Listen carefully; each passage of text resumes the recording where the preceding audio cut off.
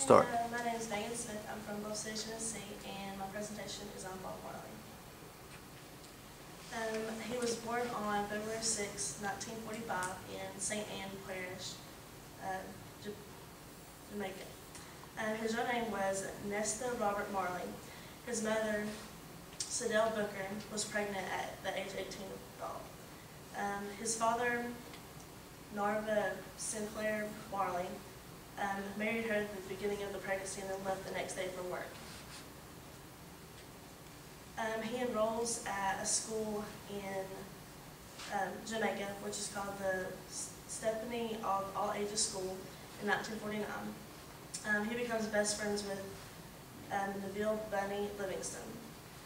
His father takes him to live with the wealthy Marley family in Kingston, where he took care of an elderly sick woman. His mother brings him back to continue school, and he begins singing.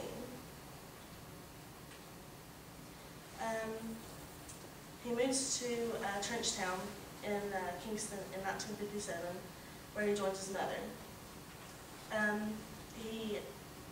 Him and his friend Bunny make guitars and out of sticks and cans, and his mother teaches him how to play and teaches them songs to sing.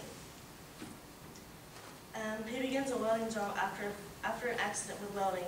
He gave it up and focused on music.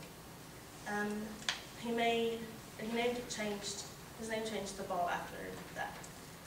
He soon marries Rita, a woman he met in Jamaica, and has many children with different women. His first album, Soul Rebels, was released in Jamaica in 1971. In 1972, he moves to Delaware in the U.S., moves in Delaware with his mother and begins looking for work. After more albums were released, he was shot twice by gunmen. And then in 1977, after breaking his toe in a soccer game, he was diagnosed with melanoma skin cancer. While jogging in New York, he collapses and discovers his cancer spread to his brain and lungs. In 1981, lands in Miami.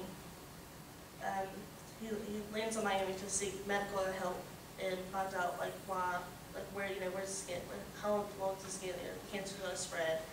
And on May 11th, they found him dead, or they pronounced him dead in the Miami's hospital. Any questions? When did he die? What year is that? What year did he die? Was 1981. May 11th, 1981. Yeah. What was the reason he got shot? It didn't say. It just says he was in his house and two gunmen came in his house and shot him and his wife. But they both survived.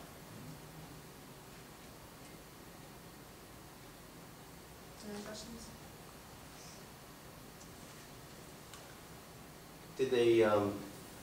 Did you see anything in your research about some of the other influential songs that he had written and some of the music that they made? I mean, it said, I guess it said some stuff, and it showed like some of the albums and stuff like Stand Up or Get Up. Mm-hmm. It showed some songs like that. So which were primarily protest songs or songs about the African American struggle, so that they were African Jamaican. And that's what they called his wife Rita. Is that what the majority of his songs were about? They were primarily protest songs. Yeah, they were protest songs about the treatment of human beings in general.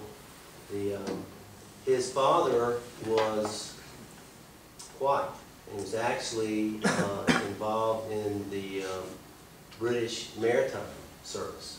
So that's one of the reasons that he left home, is that he was, I guess, working in the Navy.